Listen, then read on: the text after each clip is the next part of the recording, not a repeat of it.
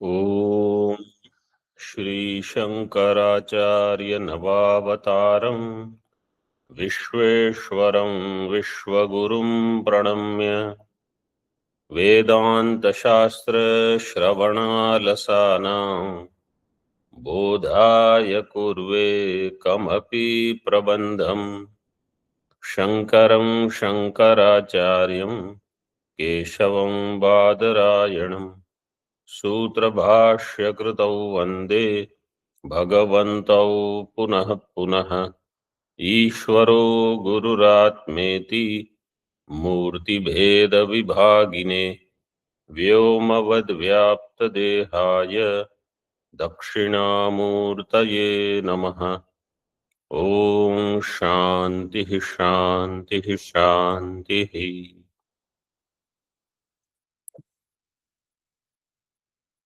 सिद्धांत बिंदु में दश श्लोकी के प्रथम श्लोक का वर्णन चल रहा है। मतलब दश श्लोकी के प्रथम श्लोक में सिद्धांत बिंदु की व्याख्या हम देख रहे हैं। इसमें पृष्ठ क्रमांक 44 में अभी मत चल रहा है वार्तिककार मत। वार्तिककार सुरेश्वराचार्य जी, उसमें संक्षेप शारीरक का उदाहरण दे रहे हैं। अहम ब्रह्मास्मि वाक्य को समझने के लिए सुरेश्वराचार्य जी ने जहल लक्षणा का भी स्वीकार किया है। जहल लक्षणा से भी ज्ञान हो सकता है अथवा अजहल लक्षणा से भी, जहद अजहल लक्षणा से भी ज्ञान हो सकता है। जहल लक्षणा अथवा जहद अजहल लक्षणा, उसको बताते हैं। तदुक्तं संक्षेप शारीरके, मूल में देखिए, सा भाषा ज्ञानवाची यदि भवति पुनर्ब्रह्म शब्दस्तथाहं शब्दोऽहंकारवाची भवति तु जहति लक्षणा तत्र पक्षे। यह है संक्षेप शारीरक का प्रथम अध्याय का श्लोक। यदि ब्रह्म शब्द साभाषा ज्ञानवाची भवति तथा अहम शब्दो अहंकारवाची भवति तत्र पक्षे तु जहति लक्षणा भवति। अगर ब्रह्म शब्द का अर्थ हो साभास अज्ञान,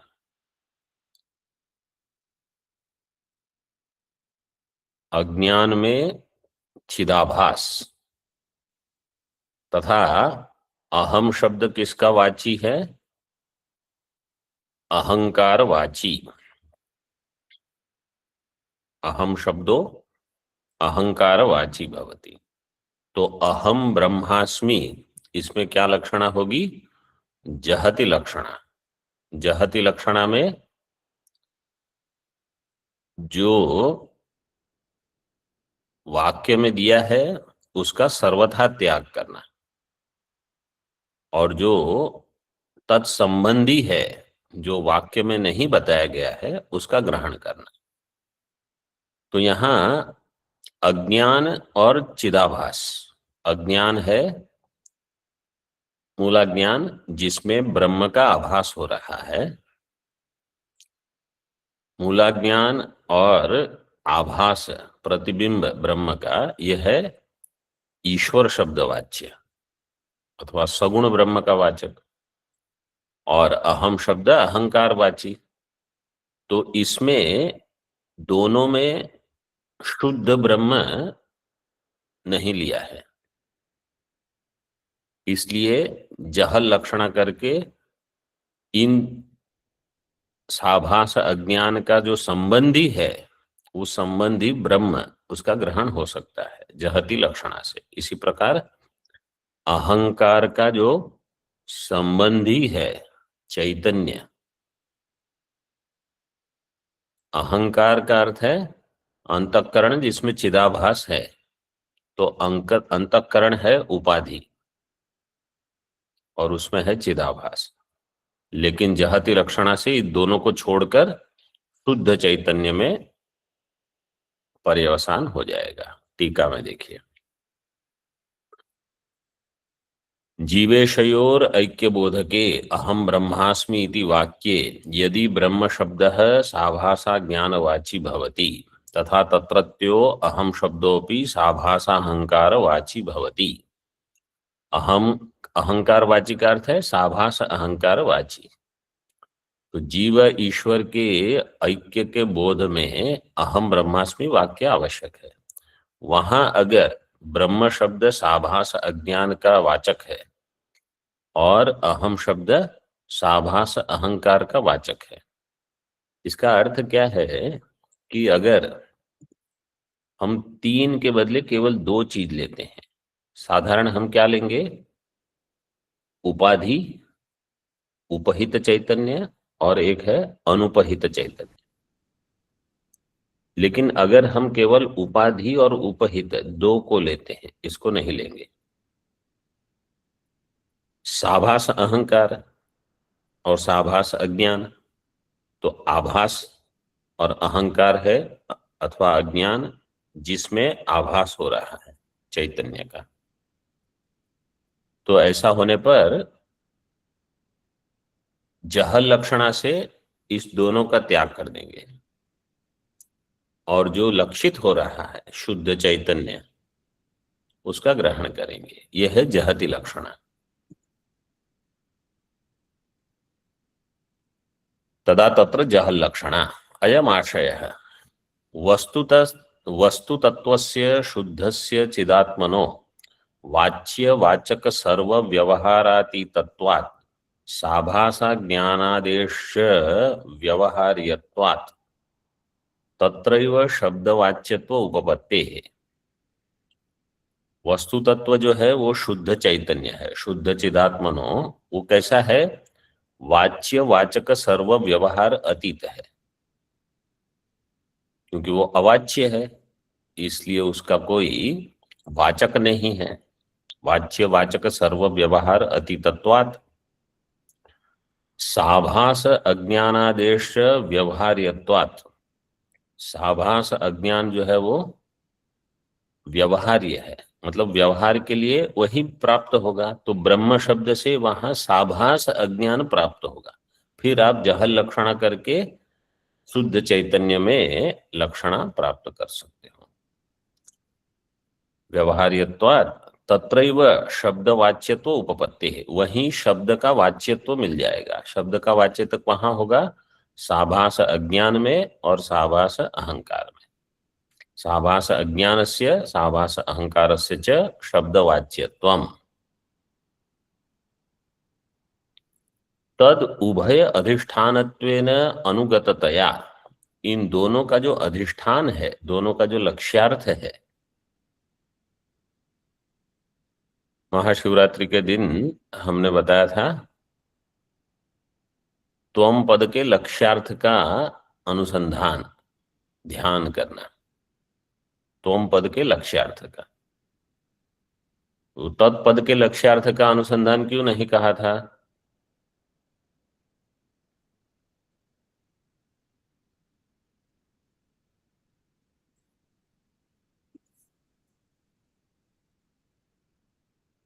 क्या उत्तर है? स्वामी जी, हम त्वम पद की ही उपाधि का त्याग कर सकते हैं, इसलिए त्वम। ठीक है। और दोनों एक ही हैं। दोनों। जो त्वम पद का लक्ष्यार्थ है वही तत्पद का लक्ष्यार्थ है। लक्ष्यार्थ तो एक ही है, दो नहीं है। तो कोई कहेगा कि मैं त्वम पद के लक्ष्यार्थ का ध्यान कर रहा हूं, कोई कहेगा मैं तत्पद के लक्ष्यार्थ का ध्यान करता हूं। एक ही वस्तु है, केवल वहां पहुंच कैसे रहे हो। तो आप कह सकते हो कि त्वम की उपाधि का लेकर विचार आरंभ करके उसका निषेध करते हैं।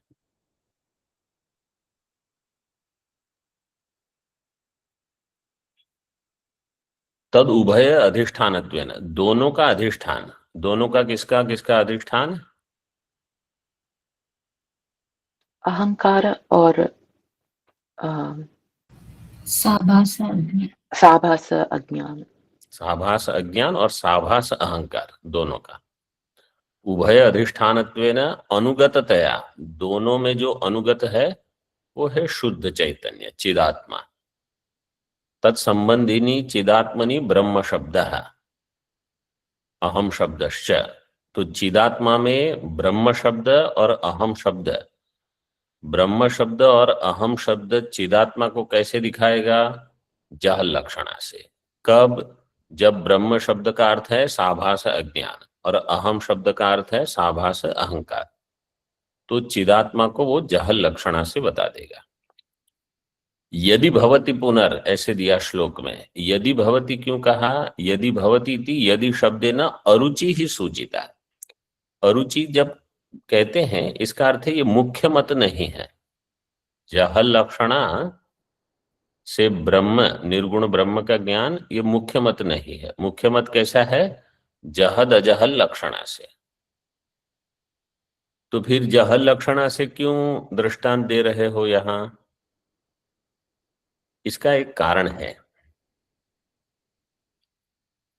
जैसे समझो जो साधक है वो ये समझता है कि अहम का अर्थ है एक उपाधि और उपाधि में एक जीवन। जीवन का अर्थ है लाइफ। क्यों? जीवन है, वहां जीवित वस्तु है, सजीव वस्तु, इतना ही उसके ध्यान में आता है। उपाधि तो है ही, वो तो आप नकार नहीं सकते। और जीवन है क्योंकि अभी ये शरीर गंगा जी में नहीं गया है, तो अभी इसमें कुछ है। तो ऐसा जो शरीर है, ऐसा अहम। तो यहां अहम में उपाधि और उसमें जीवन चेतन, इतना हम समझ लेते हैं। कोई साधक समझो, इतना उसको समझ में आ गया। इससे अधिक कि एक सर्वव्यापी चैतन्य भी यहां है, वो अभी बुद्धि में प्रकट नहीं हो रहा है। उनके लिए जहल लक्षणा। अहम कह के दो चीज तो तुरंत प्रकट हो जाएगी, उपाधि और जीवन। ये तो सामान्य सभी को होना चाहिए। मैं का अर्थ है दो चीज, एक ये पंचकोश और उसमें एक जीवन है, सजीव भावना। तो उनको जहल लक्षणा से ज्ञान करवा देंगे। और जिनको ये भान हो रहा है कि एक सर्वव्यापी चैतन्य जो इसका अधिष्ठान है वो तो होना ही चाहिए, तद बीजम तु शुद्धस्य चिदात्मनः स्वरूपेण अव्यवहार्यत्वे अपि अज्ञान अहंकारादि द्वारा व्यवहार्यत्वं संभवति। तो इसका जो बीज है, बीजम शुद्धस्य चिदात्मनः स्वरूपेण अव्यवहार्यत्वे अपि, स्वरूप से जो अव्यवहार्य है फिर भी वहां वो बीज उपस्थित है। तो अज्ञान अहंकार आदि द्वारा व्यवहार्यत्वम संभवति। अव्यवहार्य जो है उसमें सीधे व्यवहार नहीं होगा, लेकिन उपाधि में वो चैतन्य का आभास होने पर अब वो व्यवहार्य हो जाएगा। तथा च केवलस्य चिदात्मनो ब्रह्मादि शब्दवाच्यत्व असंभवे अपि उपाधि तद्गत चिदाभास विशिष्टस्य चिदात्मनः शब्दवाच्यत्वात् न जहल लक्षणा। केवलस्य चिदात्मनो ब्रह्मादि शब्दवाच्यत्व असंभवे अपि, केवल शुद्ध चैतन्य जो है वो ब्रह्मादि शब्द का वाच्य है कि नहीं है? नहीं है। नहीं है। ब्रह्मादि शब्द वाच्यत्व असंभवे अपि उपाधि तद्गत चिदाभास विशिष्टस्य, उपाधि उसमें जो चिदाभास है, तद विशिष्ट चिदात्मनः शब्दवाच्यत्वात्, तो उपाधि और चिदाभास से विशिष्ट जो चैतन्य है वो शब्द का वाच्य हो जाएगा, शब्दवाच्यत्वात्। न जहल लक्षणा, इसलिए वहां जहल लक्षणा नहीं लेकर क्या करेंगे, किंतु वाच्यैक देशयोः उपाधि अंश चिदाभासांशयोः त्यागात् वाच्यैक देशस्य चिदंशस्य अत्यागात् जहद अजहल लक्षणया जहद अजहल लक्षणा इयम इति। वाच्य का एक देश, वाच्य में अब तीन चीज हैं, उपाधि अंश, चिदाभास अंश और चिद अंश। उपाधि, चिदाभास, चैतन्य,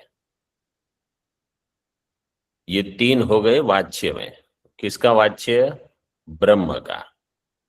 इसी प्रकार अहंकार का, अहम का वाच्य उसमें भी तीन, उपाधि, चिदाभास, चित।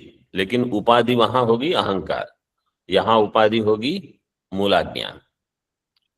तो वाच्येक देशयोः उपाधि अंश चिदाभासा अंशयोः त्यागात्, इसका त्याग करके, और वाच्य का एक देश जो चिदंश है उसका अत्यागात् जहद अजहल लक्षणा इयम, ये हो जाएगी जहद अजहल लक्षण। ये मुख्य मत हो गया। एतच्च अनुपदम एव मूले अथवा इत्यादि ना स्फुटी भविष्यति, इसी बात को मूल में स्पष्ट कर देंगे। कहाँ स्पष्ट करेंगे? अनुपदम, अनुपदम मतलब अगले पद में, मूले अथवा इत्यादि ना। मूल में देखिए अगले पृष्ठ पर नीचे से तृतीय पंक्ति, मूल में क्या लिखा है वहां? अथवा चिदाभास अभिव्यक्त, जो पंक्ति है वहां बता देंगे। अब पहले प्रथम पंक्ति देखिए, न च आभासस्यैव बद्धत्वात् केवल चैतन्यस्य च मुक्तत्वात् बंध मोक्षयोर वैयधिकरण्यम स्वनाशार्थम प्रवृत्ति अनुपपत्तिश्च इति वाच्यम। अब कोई प्रश्न उठाता है। प्रश्न क्या है? बंधन कहाँ है? शुद्ध चैतन्य में बंधन है कि चिदाभास में बंधन है?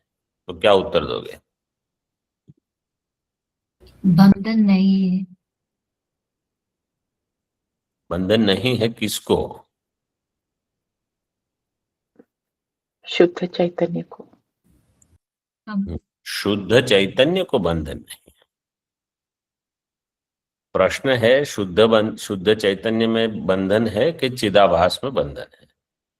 तो चिदाभास बद्ध है, आपको स्वीकार करना ही पड़ेगा। अनात्मा में बंधन है, आत्मा में बंधन नहीं है। अब यहां आप ये मत कहना कि मांडुक्य में तो लेकिन ऐसे कहा है कि न निरोधो न चोत्पत्ति न बद्धो न च साधक, वो केवल परमार्थ से है। इति ऐसा परमार्थता। तो जहां व्यवहार का चिंतन चल रहा है, पाठ चलता है, इसका अर्थ है व्यवहार चल रहा है। जब प्रश्न पूछा जाता है तो व्यवहार है। तो यहां फिर आपको क्या उत्तर देना होगा? बंधन किसको है? चिदाभास। अगर चिदाभास को बंधन है, मुक्त कौन होगा? नित्य मुक्त कौन है?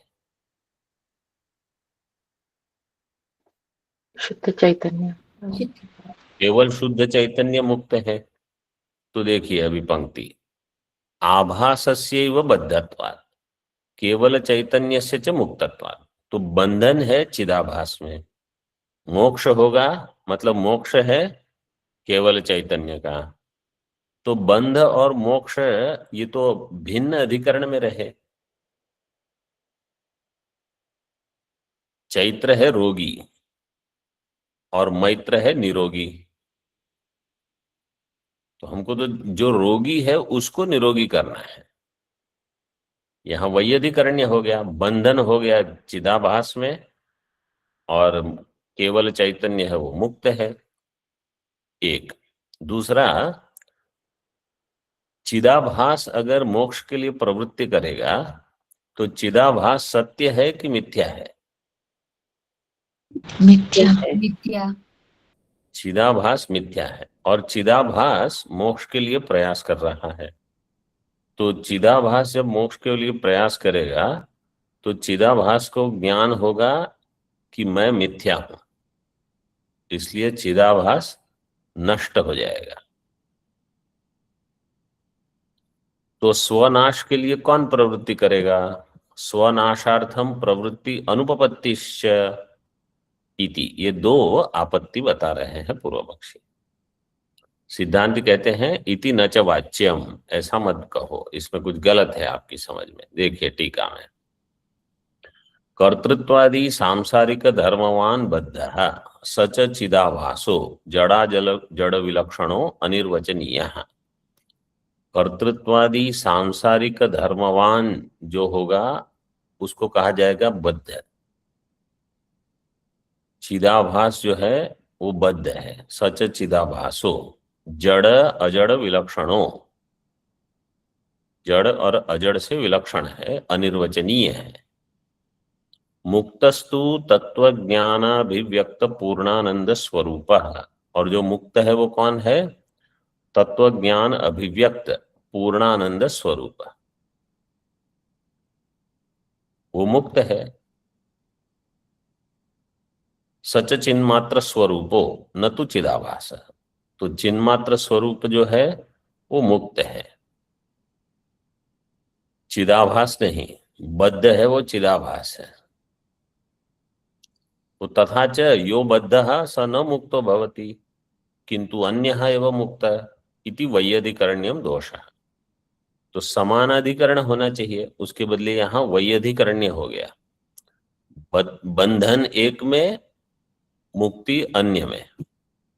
यो तथा च यो बद्धः स न मुक्तो भवति, जो बद्ध है वो मुक्त नहीं होता, और जो अन्य है वो मुक्त है। इति वैयधिकरण्यम दोषः।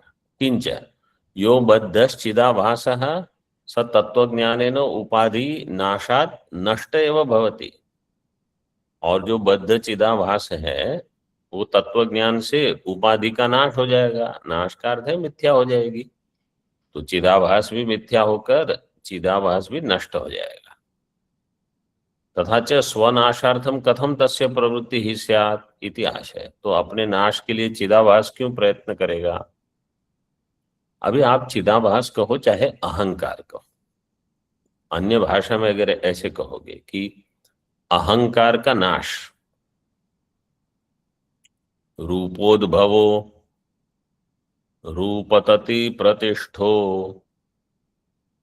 रूपाशनो दूतगृहीत रूपः स्वयं विरूपः स्वविचार काले धावत्यहंकार पिशाच एषः। धावत्यहंकार पिशाच ऐसे, तो ये अहंकार है, यही पिशाच है, यही भाग जाएगा। तो अभी साधना कौन कर रहा है? अहंकार। मरेगा कौन? अहंकार। पकड़ा जाएगा, अहंकार ही पकड़ा जाएगा। सारी समस्या का मूल ये है। तो वो कौन स्वनाश के लिए प्रवृत्त होगा? इतिहास है। केवल, आगे देखिए मूल में, केवल चैतन्य से एव आभास द्वारा बद्धत्व अभ्युपगमात्, ये उपदेश साहस्री में स्पष्ट हो गया है। केवल चैतन्य ही चिदाभास द्वारा बद्ध होता है।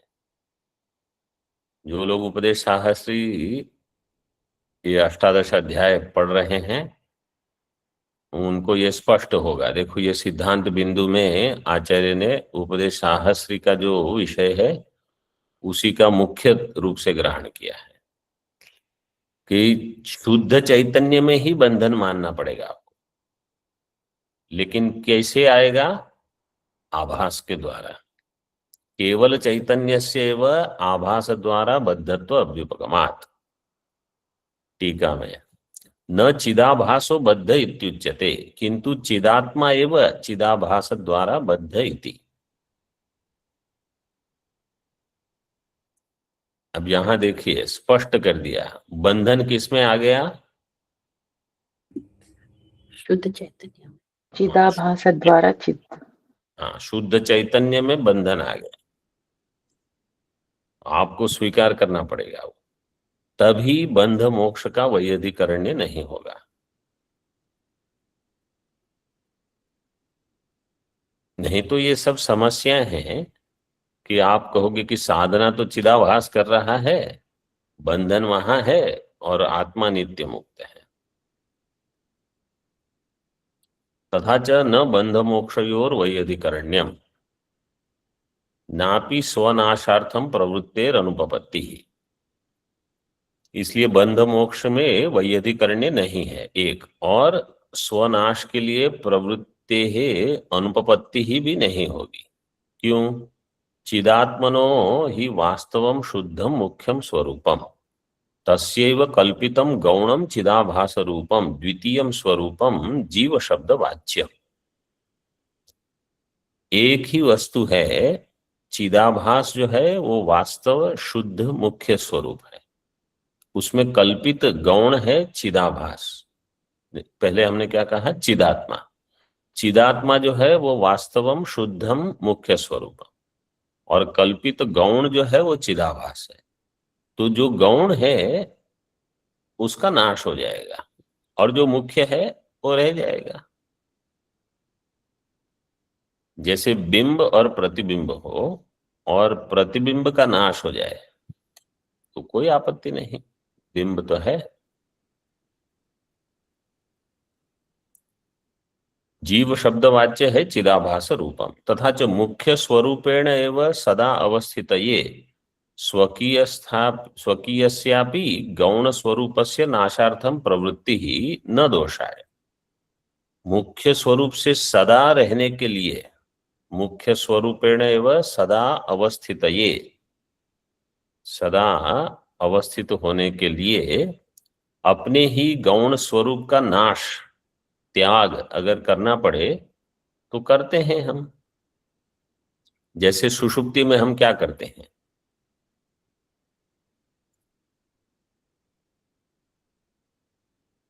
रोज सुषुप्ति में अपने गौण स्वरूप का नाश करते हैं कि नहीं? करते हैं। जी सर। के लिए मुख्य स्वरूप में रहने के लिए मुख्य स्वरूप की प्राप्ति हो जाती है, कितना आनंद आता है। तो जीवन मुक्ति जो है वो भी यही है।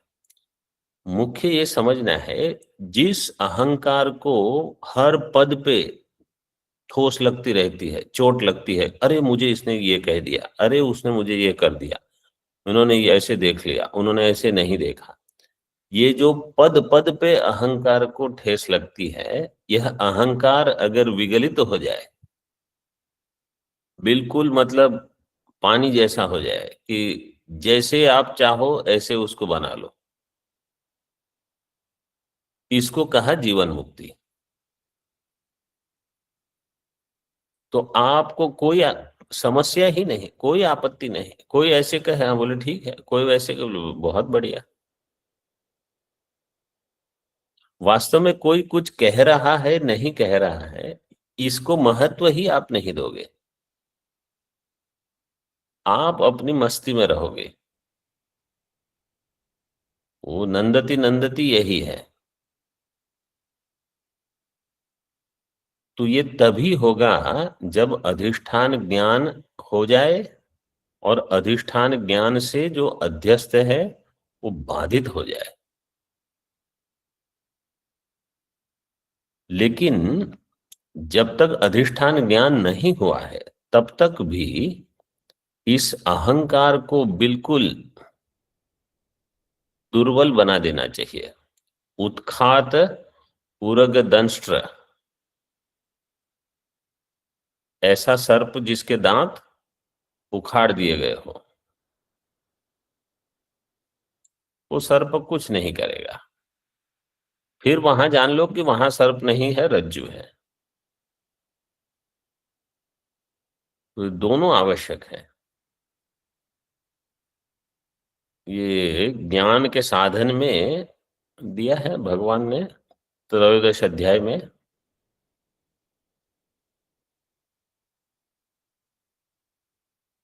इंद्रियार्थेषु वैराग्यम अनहंकारम एव च। अनहंकार, अहंकार राहित्यम, बस एक साधन बोल दिया, अनहंकार एवच।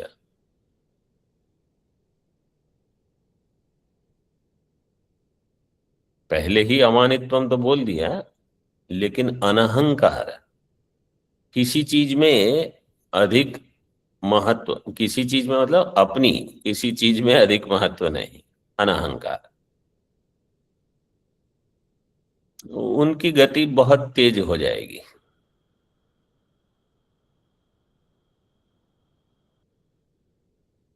तो गौण स्वरूप के नाश के लिए प्रवृत्ति होगी, क्योंकि मुख्य स्वरूप की प्राप्ति हो जाएगी। गौण स्वरूप नाशार्था प्रवृत्तिश्च इयम गौण स्वरूपेण एव संपाद्यते इति अन्यत। ये और एक चीज है क्या, कि गौण स्वरूप के नाश के लिए जो प्रवृत्ति होगी वो गौण स्वरूप ही करेगा, गौण स्वरूपेण एव संपाद्यते, क्योंकि मुख्य जो है, ऐसे आप विचार कर सकते हो कि चिदाभास द्वारा चैतन्य ही प्रवृत्ति कर रहा है। जैसे चिदाभास द्वारा चैतन्य ही बद्ध है, तो चिदाभास द्वारा चैतन्य ही साधन करेगा, और चिदाभास द्वारा चैतन्य ही मुक्ति को प्राप्त करेगा। लेकिन वहां चिदाभास द्वारा जब मुक्ति होगी तो चिदाभास चला जाएगा। कंटकेन एव ही कंटकः शोधनीयो भवति, कांटे से कांटा निकाल सकते हो, तो चिदाभास ही चिदाभास को निकालने के लिए उपयोगी होगा, साधन होगा।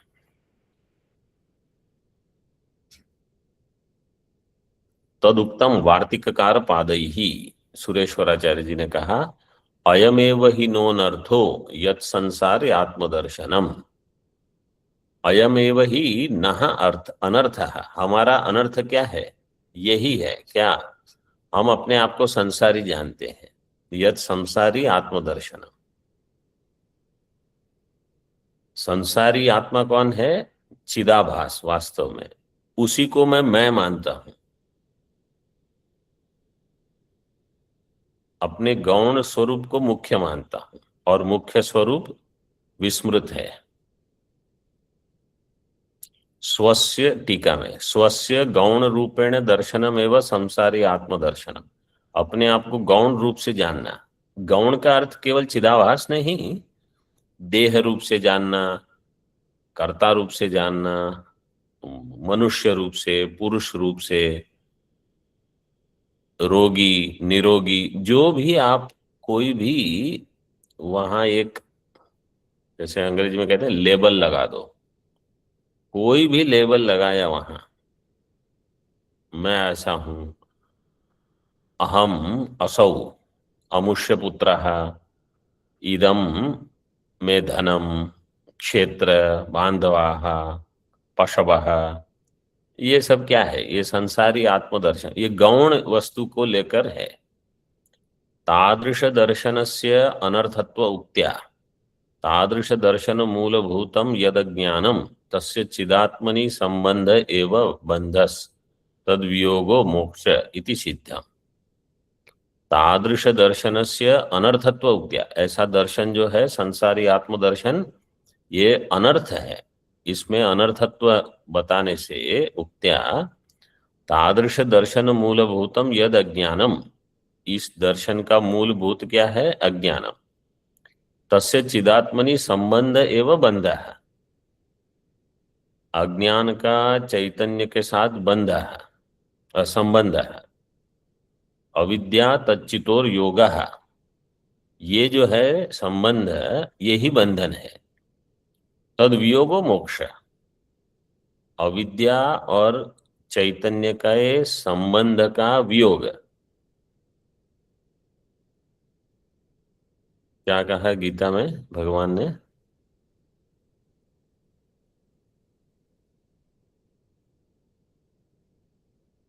कुछ श्लोक स्मरण हो रहा है? दुःख संयोग वियोगम। तम विद्या दुःख संयोग दुःख संयोग वियोग योग हाँ। संगीतम। हाँ। तो यहाँ दुख के बदले बंध शब्द दिया है, अथवा अज्ञान। चैतन्य और अज्ञान के संबंध का वियोग, यही मोक्ष है। मोक्ष के लिए योग, यही योग है।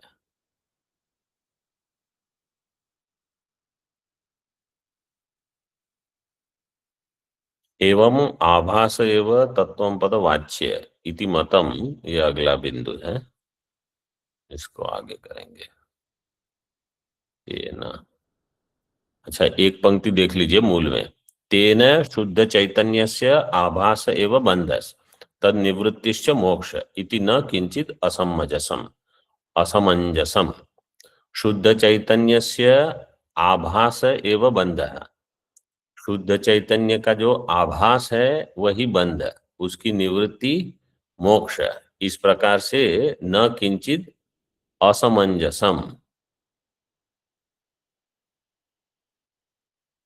तो अभी इसमें कोई असामंजस्य नहीं है, मतलब सब ठीक बैठ गया कि चैतन्य जो है आभास के कारण बंध और आभास की निवृत्ति से मोक्ष, और वैयधिकरण भी नहीं रहा और अपने नाश के लिए प्रयत्न हो सकता है, क्योंकि गौण का नाश करके मुख्य में स्थित हो जाएगा, प्रविष्ट हो जाएगा, निष्ठ हो जाएगा। ओम पूर्णमदः पूर्णमिदं पूर्णात् पूर्णमुदच्यते पूर्णस्य पूर्णमादाय पूर्णमेवावशिष्यते। ओम शांति शांति शांति। शंकरं शंकराचार्यं केशवं बादरायणं सूत्रभाष्यकृतौ वन्दे भगवन्तौ पुनः पुनः। ईश्वरो गुरुरात्मेति मूर्तिभेदविभागिने व्योमवद्व्याप्तदेहाय दक्षिणामूर्तये नमः।